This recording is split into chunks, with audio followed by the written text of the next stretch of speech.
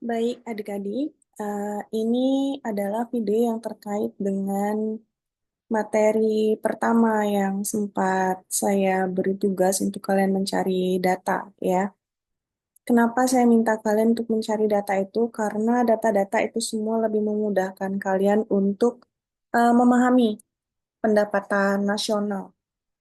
Karena kita bicara tentang eh, sesuatu yang agregat, sesuatu yang sifatnya komprehensif. Tidak lagi kita berbicara tentang satu individu, kita berbicara tentang masyarakat, kita berbicara tentang pengeluaran masyarakat, pengeluaran pemerintah, pengeluaran luar negeri, seperti itu.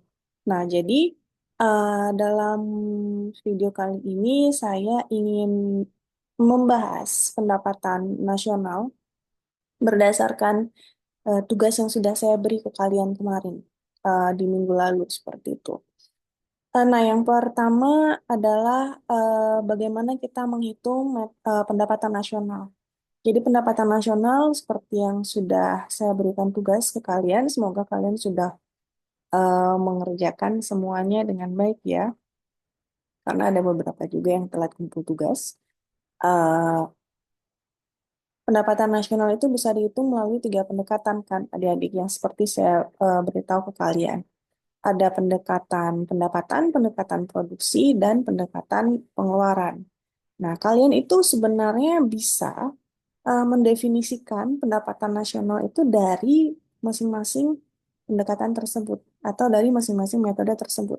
Yang pertama adalah metode produksi, di mana pendapatan nasional kalau kita lihat dari metode produksi itu merupakan akumulasi atau jumlah atau total nilai dari seluruh barang dan jasa yang diproduksi di dalam suatu wilayah atau negara ya, dengan menggunakan faktor-faktor produksi yang ada di dalam negara tersebut seperti itu. Oke. Nah, dengan melihat definisi dari pendapatan nasional dari pendekatan produksi tersebut, yang bisa kita lihat di sini adalah yang pertama itu merupakan total nilai dari seluruh barang dan jasa yang diproduksi. Nah, barang dan jasa yang diproduksi di dalam suatu negara atau di dalam suatu wilayah itu diproduksi dari eh, oleh tiga sektor yang ada dalam perekonomian, tiga sektor besar, yakni sektor pertanian, sektor industri, dan sektor jasa, seperti itu. Nah, untuk memudahkan kalian, seperti apa sih sektor pertanian itu memproduksi, apa yang diproduksi? Lalu sektor industri itu apa yang diproduksi, sektor jasa itu apa yang produksi, dan apa yang menjadi uh, apa namanya base ya atau base perhitungan pendapatan nasional dari metode produksi. Itulah kenapa saya minta kalian untuk mencari data PDB menurut lapangan usaha. Ya, saya minta kalian cari data yang terbaru gitu. Karena ada teman kalian yang ngechat saya, boleh nggak tahun 2023? Saya minta enggak. Karena tahun 2024 itu udah rilis datanya yang PDB Indonesia kayak gitu. Nah, di sini ada dua ya.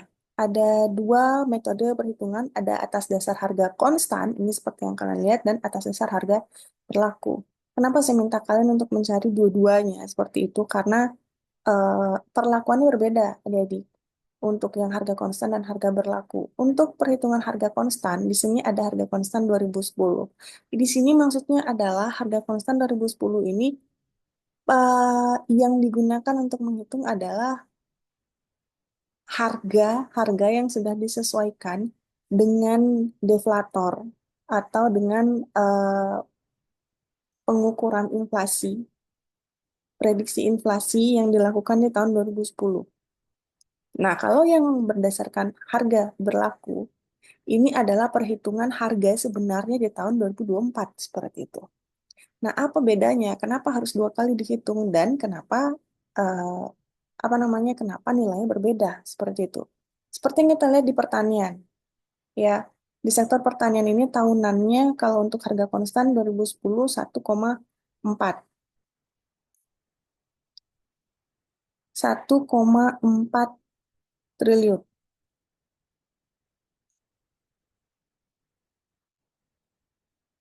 Nah, tapi kalau yang di tahunan harga berlaku ini 2,7 jauh sekali. Kenapa begitu?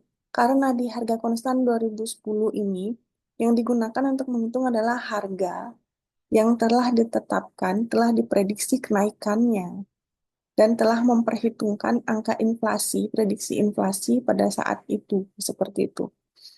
Nah, kalau kita mau melihat laju pertumbuhan ekonomi suatu daerah atau suatu negara, yang digunakan sebagai dasar untuk menghitung laju pertumbuhan ekonomi adalah yang harga konstan, karena dia sudah memperhitungkan inflasi di dalamnya, begitu. Tapi kalau ingin melihat seperti apa perkembangan atau kenaikan harga yang terjadi dari tahun ke tahun, itu menggunakan harga berlaku yang merupakan harga yang senyatanya di lapangan berdasarkan tahun tersebut kayak gitu. Kalau tahun 2024 ya ini harga senyatanya menggunakan harga berlaku. Kalau yang harga konstan ini digunakan biasanya datanya yang digunakan sebagai basis untuk menghitung pertumbuhan ekonomi. Nah, jadi di sini atau kalian di tugas kalian udah bisa melihat sendiri ada tiga sektor besar, ada sektor pertanian, kehutanan dan perikanan, lalu ada sektor industri. Di sini industri pengolahan dibagi jadi dua, industri pengolahan non migas dan industri pengolahan migas. Lalu yang terakhir ada sektor jasa. Kalau pengadaan air, pengolahan sampah, limbah, dan daur ulang ini dia sudah masuk ke jasa, konstruksi juga jasa. Dia sudah masuk ke jasa ya adik-adik. Di sini kalian sudah bisa melihat apa-apa saja yang menjadi metode, basic perhitungan seperti itu menjadi basic eh, penghitungan pendapatan nasional menurut lapangan usaha. Atau kalau dalam teori, perhitungan pendapatan nasional menurut metode pendekatan produksi, seperti itu. Nah, ini saya lanjut. Ini saya membuka laju pertumbuhan PDB menurut pengeluaran, ya. Jadi, even yang laju pertumbuhan, ataupun yang PDB-nya, ataupun yang data distribusinya, itu di sana em, apa namanya komponen dalam perhitungannya sama, ya. Dalam artian begini, kalau saya buka PDB menurut lapangan usaha, dan saya buka laju pertumbuhan PDB menurut lapangan usaha, ini komponen untuk menghitungnya sama. Kalau dia sudah menurut lapangan usaha, itu sudah pasti dasar menghitungnya adalah dari sektor-sektor yang ada dalam perekonomian, baik sektor pertanian, industri maupun jasa. Tapi kalau saya buka PDB menurut pengeluaran, itu akan sama komponen-komponen yang digunakan untuk menghitung dengan laju pertumbuhan PDB menurut pengeluaran, seperti itu. Nah, lalu apa yang berbeda? Kalau laju pertumbuhan, itu perhitungannya adalah menggunakan persentase di hasilnya. Tapi kalau yang di PDB-nya saja, produk domestik brutonya saja, seperti yang saya katakan, PDB ini adalah cerminan dari pendapatan nasional suatu negara. Jadi ini dia sudah menggunakan nilai satuan hitung miliar rupiah.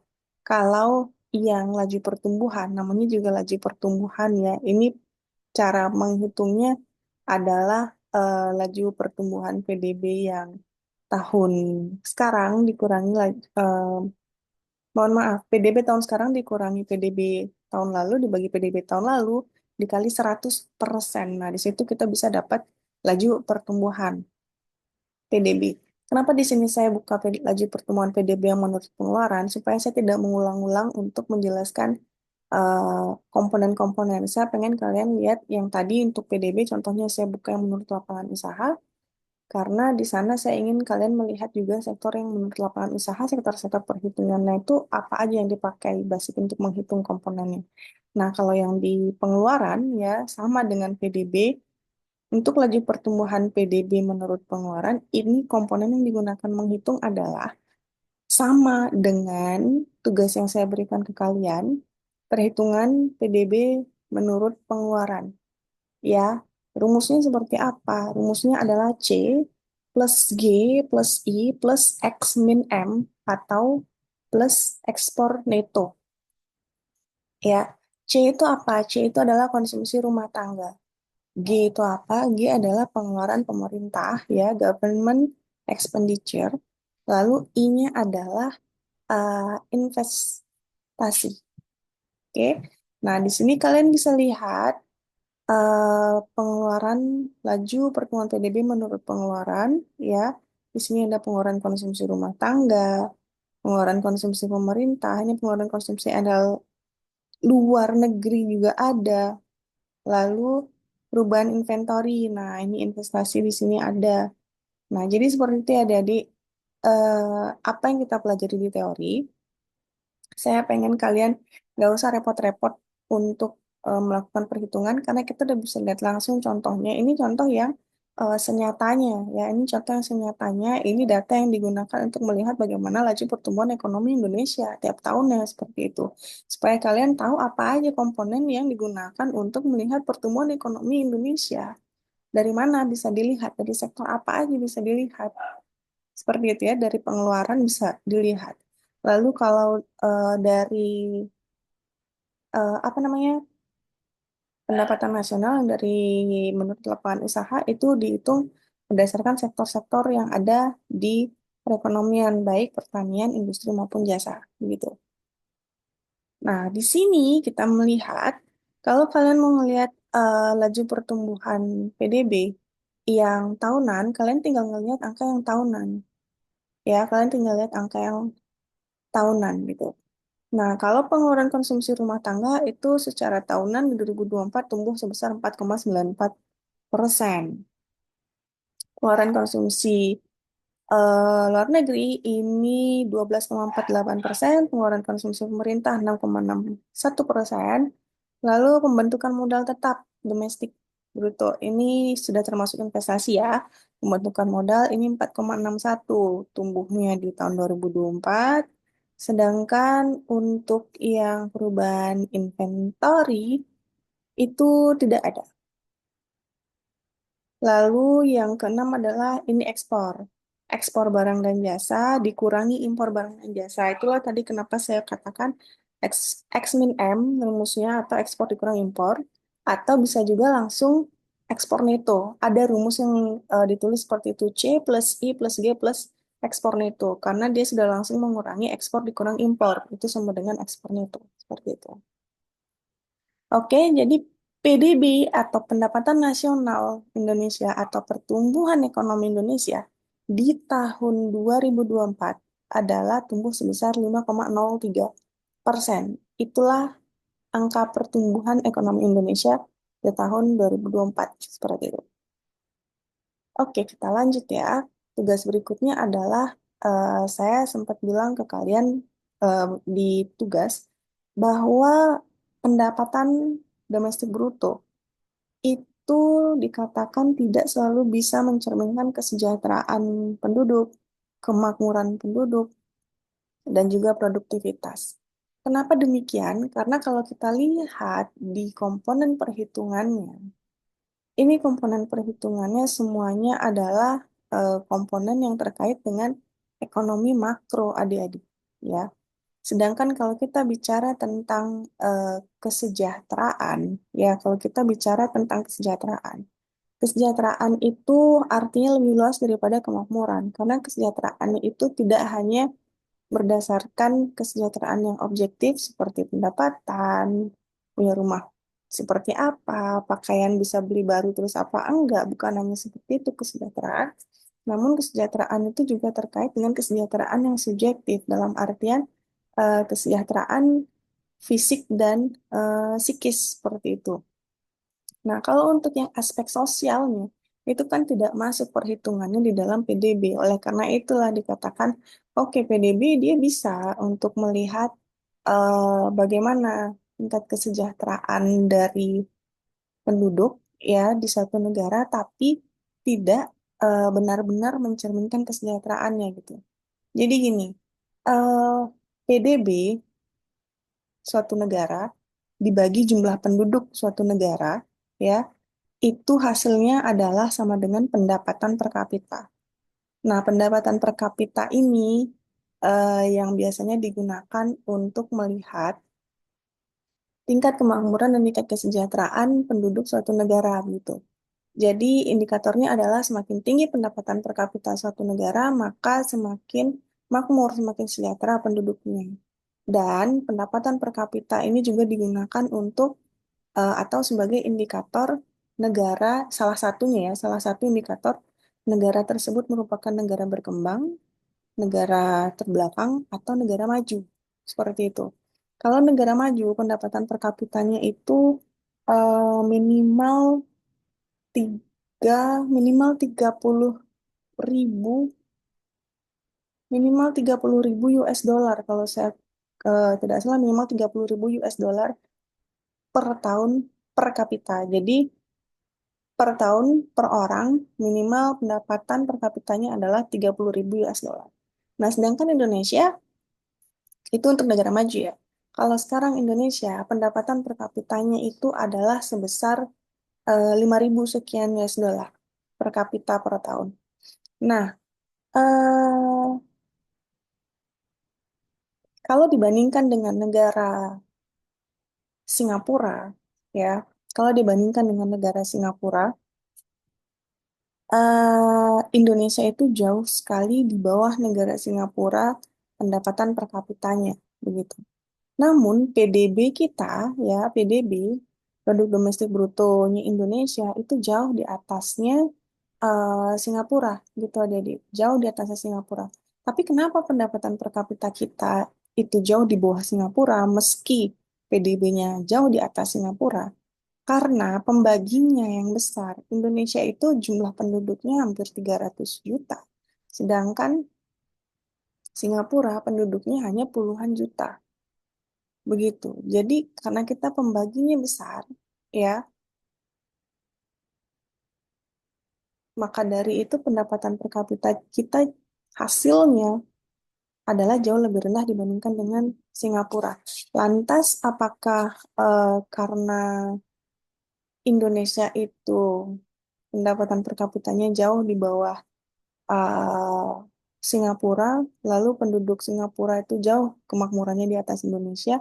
Belum tentu juga seperti itu. Sekarang dilihat juga indikator lainnya dari koefisien Gini.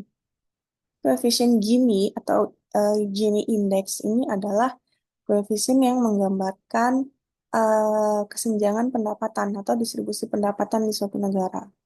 Oke, jadi semakin mendekati nol angka Gini indeksnya, itu artinya pendapatannya semakin merata, ya. Jadi kesenjangan pendapatan antara masyarakat yang miskin, masyarakat yang kelas menengah, masyarakat yang kaya, itu kesenjangannya tidak terlalu besar kalau angka Gini indeksnya mendekati nol. Tapi semakin mendekati satu atau semakin mendekati 100, karena ada perhitungan yang menggunakan skala 0 sampai 100, ada yang 0 sampai 1 seperti itu. Semakin besar angka koefisien Gini atau Gini indeksnya, semakin senjang pendapatan, semakin tidak merata distribusi pendapatan di suatu negara tersebut. Kita ambillah contohnya di sini ya, ini negara Amerika Selatan ya. Oke, ini semakin biru dia. Ini saya ambil data dari data World Bank. Ini semakin biru dia, semakin dalam artian begini, semakin gelap birunya.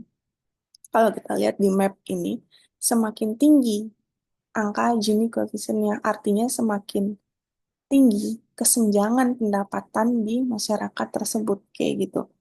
Ini kita ambil United States. United States, Amerika Serikat, itu koefisien Gini-nya adalah 39,7.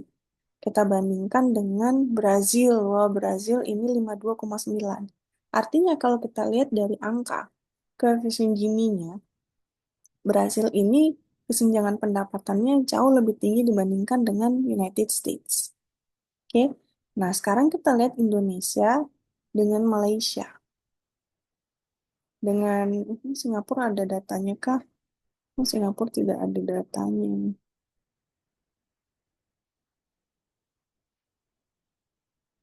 Oke, kita lihat Indonesia sama Malaysia ya. Indonesia ini koefisien Gini-nya 36,3. Saya pakai tahun yang 2018, saya mundurin tadi karena saya pengen dapet datanya Singapura, ternyata nggak ada. Nah, Indonesia ini koefisien Gini-nya 36,3, sedangkan Malaysia koefisien Gini-nya 41,2. Kalau dilihat dari data, di Malaysia itu kesenjangan pendapatan jauh lebih tinggi dibandingkan dengan Indonesia, kayak gitu. Ya, lantas apakah eh, penduduk Indonesia itu lebih bahagia dibandingkan dengan Malaysia, lebih sejahtera gitu? Belum tentu juga. Ya, kesejahteraan itu ada adalah cerminannya kebahagiaan gitu ya. Apakah lebih bahagia? Belum tentu gitu. Kita lihat dulu happiness index yang saya minta kalian untuk mencari karena komponen perhitungannya atau komponen untuk menentukan seberapa bahagia penduduk di suatu negara itu berbeda. Salah satunya yang digunakan sebagai indikator memang pendapatan per kapita, namun ada tambahannya, ada social support, ya, ada kebebasan untuk memilih pilihan hidup kayak gitu. Terus ada persepsinya tentang tingkat korupsi dan keamanan di negaranya begitu. Jadi kita lihat datanya. Kita harus melihat datanya si World Happiness Report ya. Ini sebelum saya kasih lihat kalian rankingan, saya mau kalian tahu dulu apa-apa aja sih komponen yang digunakan untuk menghitung indeks kebahagiaan. Sehingga ketika kita mau melihat kesejahteraan penduduk suatu negara, kita bisa melihat dari PDB per kapitanya, namun alangkah baiknya dibarengi juga PDB per kapita itu digandengkan dia dengan World Happiness Report. Jadi di situ kalian bisa melihat bahwa PDB per kapita tidak selalu mencerminkan kesejahteraan yang tinggi. Meski PDB per kapitanya tinggi, belum tentu tingkat kebahagiaan penduduk di suatu negara tersebut lebih tinggi dibandingkan dengan yang PDB per kapitanya lebih rendah, kayak gitu. Oke, jadi untuk perhitungan pendapatan, perhitungan kebahagiaan ya atau kesejahteraan, kita bisa melihat dari World Happiness Report ini. Di World Happiness Report ini variabel yang digunakan untuk menghitung atau komponen-komponen yang digunakan untuk menghitung sangat jelas ditulis. Yang pertama ada PDB per kapita, yang kedua ada social support ya dukungan sosial, bagaimana dukungan sosial dari circumstance-nya, dari environment-nya, dari lingkungan sosialnya seperti itu. Healthy life expectancy at birth juga menjadi salah satu komponen dalam menghitung indeks kebahagiaan. Lalu yang keempat itu ada freedom to make life choices, yaitu kebebasan untuk memilih pilihan hidup itu bisa digunakan. Lalu generosity, kedermawanan, seberapa dermawan sih eh, penduduk suatu negara tersebut, persepsi terhadap korupsi seperti apa. Lalu di sini juga ada positive effect, ya, emosi positif, emosi negatif, seberapa sering sih penduduk negara tersebut merasakan emosi positif, seberapa sering merasakan emosi negatif, kayak gitu. Nah, itu yang digunakan untuk menghitung indeks kebahagiaan. Nah, lalu hasilnya seperti apa gitu kan? Di sini kita lihat. Kita cari dulu. Oke, ini dia. Finlandia itu adalah negara yang bertahun-tahun menjadi negara dengan penduduk yang paling bahagia, katanya di dunia, yang paling bahagia di dunia gitu. Lalu, apakah Finlandia ini punya PDB yang lebih tinggi dibandingkan dengan Amerika Serikat? Belum tentu. Tapi kebahagiaan penduduknya lebih tinggi, kayak gitu. Kebahagiaan penduduknya lebih tinggi. Negara-negara Islam, negara-negara apa namanya Nordik ya, negara-negara Nordik, Skandinavia, Nordic country gitu, Finland, Denmark, Selandia, Swedia, itu mereka tuh sering sekali apa Norwegia sering sekali menempati posisi teratas ya. top 10 untuk happiness index seperti itu. Karena tidak hanya dilihat dari PDB per kapitanya, namun dilihat dari circumstancesnya, dari environment-nya juga, serta dari budaya-budaya keseharian yang mereka punya. Tradisi-tradisi dan di keseharian mereka, budaya-budaya di keseharian mereka yang mereka punya, yang mereka jalani, yang itu membantu mereka untuk merasakan kebahagiaan seperti itu. Nah, sekarang kita lihat Indonesia itu di nomor berapa? Kemarin Indonesia tuh sempat di nomor 80-an kalau nggak salah. Iya, Indonesia masih di nomor 80 ya. Sekarang kita lihat coba dibandingkan dengan siapa namanya ini? Dibandingkan dengan Singapura, itu Singapura ada di nomor 30 adik-adik ya. Malaysia ada di nomor 59. Kita masih di nomor 80. Oke. Nah, jadi itu kenapa saya minta kalian untuk mencari tugas yang kemarin. Penjelasannya adalah seperti ini, ya. Semoga bisa membantu kalian untuk memahami tentang pendapatan nasional. Lalu saya lanjut sedikit ke teori konsumsi ya. Teori konsumsi ini adalah bahasan untuk pertemuan setelah pendapatan nasional. Oke, jadi dalam teori konsumsi ini yang dibahas adalah tentang pendapatan, konsumsi, tabungan, investasi, seperti itu. Di teori konsumsi ini saya jelaskan ada dari Milton Friedman dan dari John Maynard Keynes. Untuk yang Milton Friedman ini mengatakan bahwa teori pendapatannya dinamakan teori pendapatan yang tetap yang menjelaskan perilaku konsumsi individu. Oke, teori pendapatan tetap menurut si Milton Friedman ini adalah seperti ini. Ada pendapatan tetap dan pendapatan transien. Ya, Friedman membedakan antara pendapatan tetap ya atau permanent income dan pendapatan transien atau transitory income. Pendapatan tetap itu merujuk pada pendapatan yang diharapkan oleh individu dalam jangka panjang.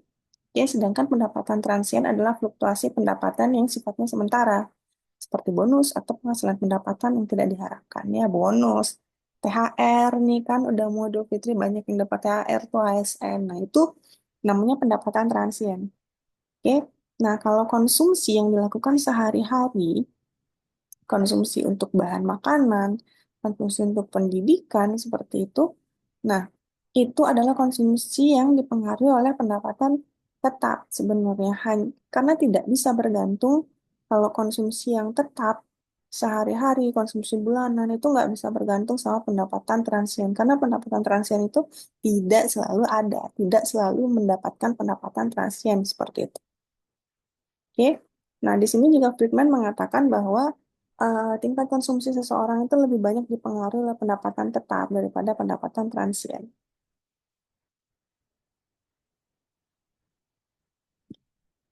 Nah, ini konsumsi selaras dengan pendapatan tetap dalam jangka panjang. Jadi, biasanya yang digunakan untuk menghitung dalam fungsi fungsi konsumsi apa eh, konsumsi adalah fungsi dari pendapatan kayak gitu ya. Bahwa semakin tinggi pendapatan, semakin tinggi konsumsinya. Ya, teorinya seperti itu. Semakin tinggi pendapatan seseorang, maka seseorang akan memiliki daya beli yang lebih tinggi sehingga konsumsinya akan semakin tinggi. Nah, konsumsi akan semakin tinggi itu selaras dengan pendapatan tetap dalam jangka panjang, bukan dengan pendapatan transien. Gitu. Perubahan konsumsi adalah sebagai respon terhadap perubahan pendapatan tetap. Pendapatan transien juga bisa eh, mempengaruhi perubahan konsumsi ya. Namun tidak selalu. Mungkin fluktuasinya yang agak signifikan. Kalau pas ada THR, itu digunakan semuanya untuk menambah konsumsi. Tapi tidak selalu seperti itu gitu. Nah, kalau perubahan konsumsi, kenaikan konsumsi yang sifatnya tetap, itu adalah karena adanya pendapatan, perubahan pada pendapatan tetap nih. Misal gaji, gitu ya. Nah, sekarang kita masuk ke yang John Maynard Keynes. Oke, Di sini John Maynard Keynes mengatakan bahwa konsumsi adalah fungsi dari pendapatan, ya. Di John Maynard Keynes ini kita akan menemukan beberapa istilah. Nanti kalian bisa baca lagi. Yang pertama ada marginal propensity to consume. Apa sih marginal propensity to consume atau MPC ini?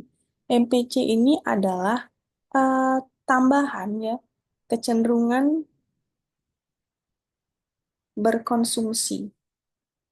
Kalau dilihat dari bahasa Indonesia, MPC adalah kecenderungan tambahan konsumsi.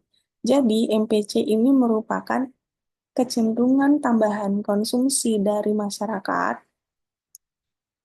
karena adanya tambahan pendapatan. Jadi, sekali lagi saya katakan MPC adalah marginal propensity to consume yang merupakan tambahan konsumsi yang dilakukan oleh masyarakat karena adanya tambahan pendapatan.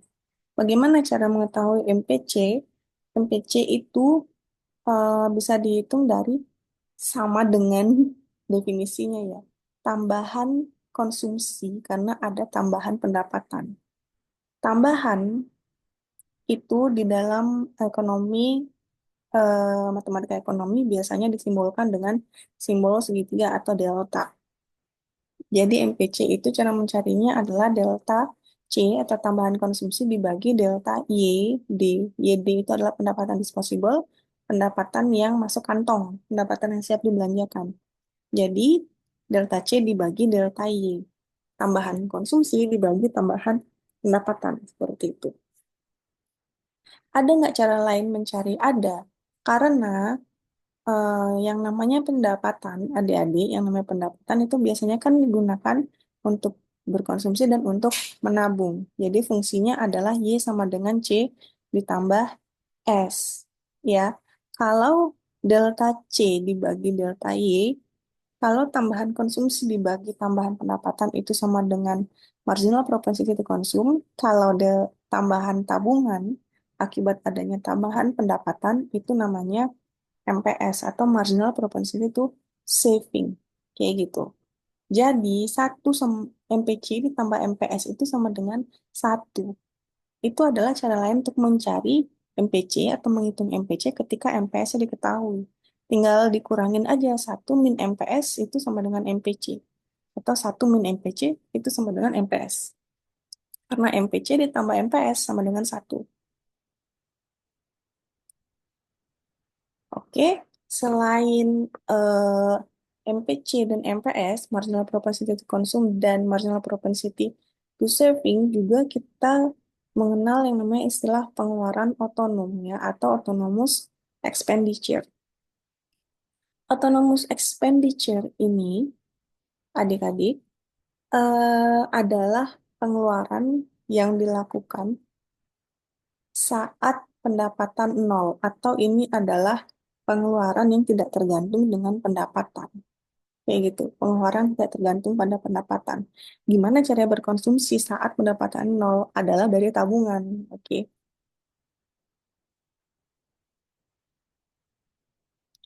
ini rumus-rumusnya kalian bisa baca. Ini adalah fungsi konsumsi. Fungsi konsumsi itu adalah konsumsi otonom ditambah MPC. Ya, konsumsi otonom ditambah MPC. Kalau fungsi tabungan adalah min A ditambah MPS. Kenapa min A? Ya, kenapa minus kalau yang tabungan? Karena ketika kita berkonsumsi secara otonom, konsumsi yang tidak tergantung pada pendapatan, itu sumbernya adalah dari tabungan. Jadi tabungannya berkurang. That's why kalau fungsi tabungan itu dia eh, persamaannya adalah minus A.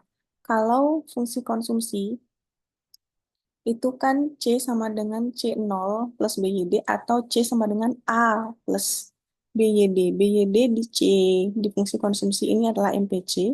BYD di fungsi tabungan ini adalah MPS. Dan tadi saya bilang kenapa di fungsi tabungan minus A. Ya, karena ketika kita melakukan konsumsi otonom, sumbernya adalah dari tabungan, sehingga tabungannya otomatis berkurang. That's why di fungsi tabungan dia pakai tanda minus. Jadi ketika C fungsi konsumsinya misal 200 plus 0,8 YD, ya, 200 ini adalah konsumsi otonom dan 0,8 ini adalah MPC. Jangan lupa, MPC dan MPS itu ketika dijumlahkan pasti hasilnya 1. Jadi ketika MPC-nya 0,8, MPS-nya sudah pasti 0,2. Ketika MPC-nya 0,5, MPS-nya sudah pasti 0,5. Ketika MPC-nya 0,7, MPS-nya pasti 0,3. Itu mudahnya menghitung MPS atau MPC ketika salah satunya diketahui. Nah, dari fungsi konsumsi ini, yang 200 C sama dengan 200 plus 0,8 YD, bisakah kita langsung menulis fungsi tabungan tanpa kita menghitung? Bisa. Karena kita harus pegang kuncinya, C sama dengan 200 plus 0,8 YD. 200 ini adalah konsumsi otonom yang dilakukan saat pendapatan nol yang sumbernya adalah dari tabungan. That's why fungsi tabungannya pasti sama dengan minus 200 plus 0,2 YD. Kenapa 0,2 YD? Karena 1 dikurang 0,8 MPC tadi sama dengan MPS. MPS-nya sama dengan 0,2. That's why fungsi tabungannya sama dengan min 200 plus 0,2 YD. Sesimpel itu. Ini adalah hubungan antara pendapatan disposable, konsumsi, MPC, dan APC. Ini kalian bisa lihat di sini ya, pendapatan disposable-nya dari nol, konsumsinya 200. 200-nya ini adalah konsumsi otonom yang tadi, pada saat pendapatannya nol, kayak gitu. Lalu saat pendapatannya 1.000, konsumsinya juga 1.000. Ya, di sini kita sudah bisa mencari delta C atau tambahan konsumsi gitu. Berapa tambahan konsumsinya? Tambahan konsumsinya adalah 1.000 dikurangi 200. Konsumsi yang sekarang dikurangi dengan konsumsi mula-mula kayak gitu. Delta Y juga sama. Pendapatan yang sekarang dikurangi pendapatan mula-mula caranya menghitung. Lalu untuk mencari MPC mudah saja, tinggal dibagi 800 dibagi 1.000 hasil 0,8. Kalau APC ini adalah average propensity to consume, ya rata-rata berkonsumsi gitu. Cara mencarinya adalah C dibagi Y. Cara mencarinya konsumsi dibagi pendapatan. Dapat deh. Ini konsumsi 1.000 dibagi pendapatan 1.000 hasilnya 1. Ini konsumsinya 2.000 dibagi pendapatan 1.800. Maaf, pendapatan 2.000 dibagi konsumsi 1.800 hasilnya 0,9. Seperti itu. Ini sudah saya jelaskan tadi ya. Ini juga sudah saya jelaskan. Oke, ini kalian bisa baca sendiri lagi nanti untuk MPS, untuk APC dan APS juga sama seperti hubungannya seperti MPC dan MPS ya. MPC ditambah MPS sama dengan 1, APC ditambah APS pun sama dengan 1, seperti itu. Sama seperti di sini, kalau APC-nya sudah 1, ya, kalau APC-nya sudah 1 artinya APS-nya pasti 0, karena APC plus APS sama dengan 1. Benarkah demikian? Kita lihat sekarang di sini. Karena APC kan rumusnya konsumsi dibagi pendapatan. Konsumsi dibagi pendapatan, konsumsinya 1.000, pendapatannya 1.000, artinya habis semua pendapatan digunakan untuk berkonsumsi. Jadi nggak ada tabungan kan? Nah, jadi that's why ini benar, APC-nya sama dengan 1. Nggak ada APS, kenapa? Karena APC-nya sudah 1. APC plus APS sama dengan 1. Ini sekarang kita lihat di bawahnya. Kalau APC-nya itu 0,9, APS-nya pasti 0,1. Kenapa? Karena APC plus APS sama dengan 1. Di sini konsumsinya 1.800, pendapatannya 2.000. Jadi konsumsinya dibagi pendapatannya kita dapat eh, 0,9 gitu. Ada nggak yang bisa ditabung? Ada. Sebanyak 200. Tahu dari mana? Karena pendapatannya 2.000, konsumsinya 1.800, itu masih ada sisa 200. Jadi 200-nya itulah yang digunakan untuk saving atau sebagai tabungan. Oke, jadi itu teori konsumsinya ya. Ini sudah saya jelaskan tadi. Ini juga sudah hubungan MPC-MPS, ini hubungan antara APC-APS. Oke, sampai di sana dulu materinya adik-adik. Semoga bisa diterima ya.